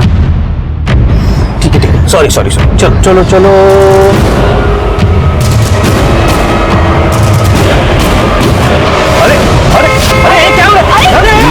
भाई को तो मरवाया, लेकिन उसका बेटा बच गया था। इसका मतलब तुम्हारी प्रॉपर्टी में एक और हिस्सेदार था, और इसीलिए मौका मिलते ही तुमने रोहन को भी मरवा दिया। नहीं साहब, मैं मानता हूं मैंने सूर्यकांत को मरवाया, लेकिन रोहन को मैंने नहीं मारा। एक सच से तो पर्दा हट गया। रमाकांत ने अपने भाई सूर्यकांत और उसकी बीवी कंचन की हत्या की थी, लेकिन तब रोहन बच गया था। लेकिन अब रोहन को किसने मारा, यह सवाल अभी भी हमारे सामने था। अगर इस रमाकांत की बात का यकीन करे तो उसने रोहन को नहीं मरवाया, तो फिर किसने मरवाया? एक 11 साल के बच्चे को कोई क्यों मारना चाहेगा? एक काम करो मोरे, ये रोहन के मोबाइल को जरा ठीक से खंगालो। पता नहीं क्यों मुझे ऐसे लग रहा है कि हमसे कुछ छूट रहा है। सर केशव वापस आ गया। चलो सच बताओ केशव, उस दिन क्या हुआ था? उस दिन सर जब मैं रोहन के पास गया। ए रोहन, तू बार बार ऐसा नहीं कर सकता, मेरे को भी बैग चाहिए। नहीं दूंगा। मैं वापस घर आ गया। इसकी एक्सरे रिपोर्ट दिखाइए।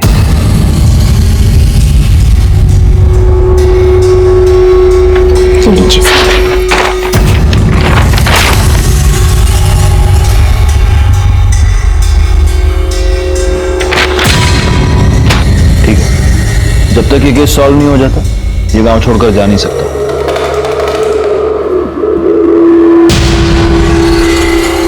सर क्या लगता है? ये केशव का हाथ तो सच में टूटा है मोरे, और अगर इसका हाथ ऐसे टूटा हुआ है तो वो रोहन को मारकर उसे उठाकर कुएं में कैसे फेंक सकता है? सर मैंने फिर से रोहन का मोबाइल डेटा चेक किया है। उसके मोबाइल से शुभम के मोबाइल पर कुछ भेजा गया था। बहुत हेवी फाइल थी।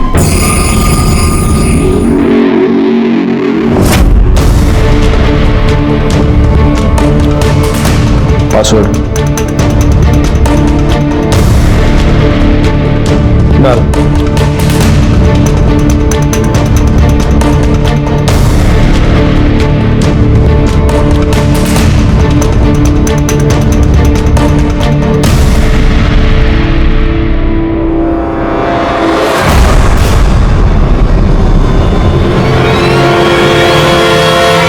शुभम,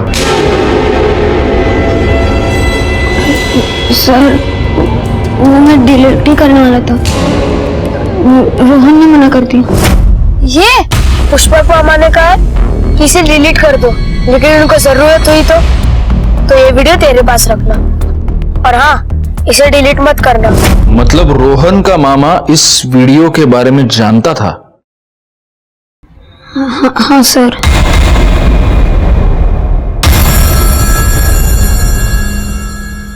हाँ साहब, रोहन ने मुझे वीडियो दिखाई थी।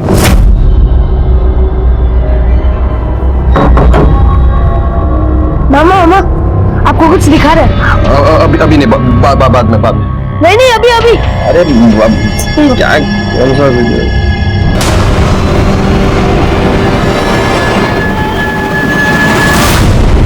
मामी गंदी है, उनको बस। मैं इन दोनों को मजा चखाऊंगा। तू देख, नाक रगड़कर माफी मांगेगी। मामी को निकाल दो घर से। तू देखता जा मैं अब क्या करता हूँ। हाँ लेकिन ये वीडियो डिलीट कर दे। नहीं मामा, अगर वीडियो डिलीट कर दिया तो वो बोले कि ये कुछ नहीं किया। ठीक है, डिलीट मत कर, लेकिन किसी और को दिखाना मत। जा। तो तुमने अपनी बीवी से क्या कहा? कुछ नहीं साहब, काजल ने मेरे कहने पर यह सब किया। मतलब? सर, दारू पी कर मैं अंदर से पूरी तरह खोखला हो चुका हूँ, डायबिटिक बन चुका हूँ। मेरी वाइफ में कुछ प्रॉब्लम नहीं है। दरअसल बाप मैं ही नहीं बन सकता। अगर ये बात गांव में फैल जाती तो लोग थूकते मेरे मुंह पर, मजाक उड़ाते। मुझे सिर्फ एक बच्चा चाहिए था, इसलिए मैंने काजल से कहा ये सब कर। मेरी उमेश से बात हुई, उसे पैसों की जरूरत थी और मुझे बच्चे की।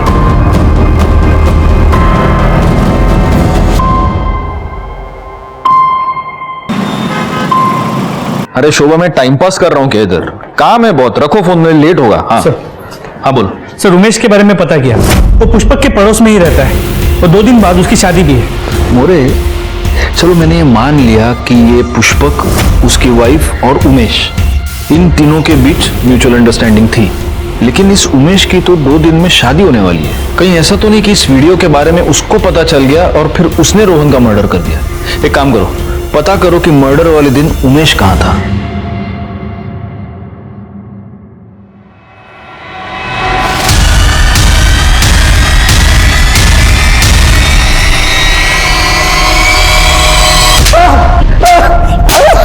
भूख लगी है? वड़ा पाव थोड़ा सा सर। वड़ा, हाँ लेना। वड़ा पाव खाएगा? नहीं सर। नक्की? Okay sir. शिरके एक काम करो, वड़ा पाव नहीं बोल रहे ना, मिर्ची खिलाओ उसको। साहब बोलो साहब, साहब रुको ना, साहब रुको ना साहब। तुझे क्या लगा हमें पता नहीं चलेगा? हाँ, अगर तूने रोहन को नहीं मारा तो रोहन के मर्डर के वक्त तेरा मोबाइल लोकेशन उस एरिया में कैसे था? तेरे फैक्ट्री में भी पूछाऊंगा। तू आधे दिन की छुट्टी लेकर चला गया था। और शिरके थाम लग के ध्यान।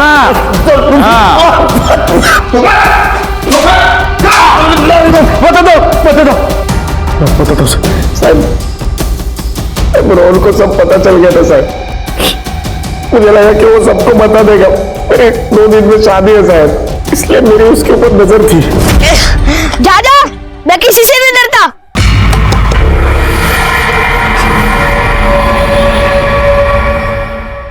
रोहन मोबाइल दे। नहीं दूंगा। रोहन मोबाइल दे। मामा बताएगा तुझे तू कितना घटिया इंसान है। तुम तेरे को एक बार बोला ना मोबाइल दे। नहीं दूंगा। 1 मिनट, रोहन के मोबाइल में कोई ऐसी वीडियो है, ये बात तुझे किसने बताई? तुमने ये कहा था कि वीडियो वाली बात तुमने किसी को नहीं बताई थी।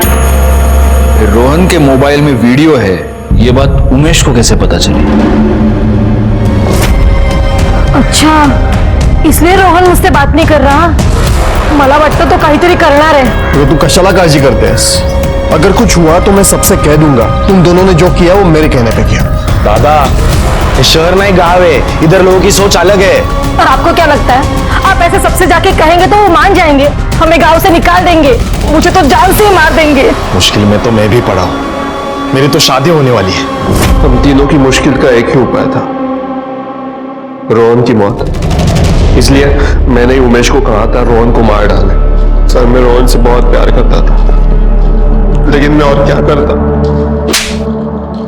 तुम जैसा घटिया आदमी और कर भी कह सकता है। रोहन को सभी शैतान कहते थे, लेकिन किसी ने भी उसकी शैतानी के पीछे छिपे उसके अकेलेपन को नहीं देखा। रोहन बेचारा तो इतना मासूम था कि वो इस गुनाह की दस्तक को सुन भी नहीं पाया। रोहन ने जो भी किया वो अपने मामा पुष्पक के लिए किया, लेकिन पुष्पक ने अपना डार्क सीक्रेट छुपाने के लिए रोहन की ही जान ले ली। जिंदगी में कई बार ऐसा होता है कि हम अपनी मुश्किलों से रास्ता ढूंढ नहीं पाते, लेकिन ये यकीन जानिए कि जुर्म का रास्ता आपको किसी भी मुश्किल से बाहर नहीं निकाल सकता, बल्कि आपको और गहरी मुश्किल में धकेल देता है। मैं इंस्पेक्टर राजेश यादव आपसे विदा लेता हूं, फिर मिलूंगा। तब तक सतर्क रहिए और देखते रहिए क्राइम पेट्रोल दस्तक, क्योंकि मकसद बताना नहीं, बचाना है। जय हिंद। क्राइम पेट्रोल के ऐसे ही मजेदार एपिसोड्स देखने के लिए हमारे चैनल को सब्सक्राइब करें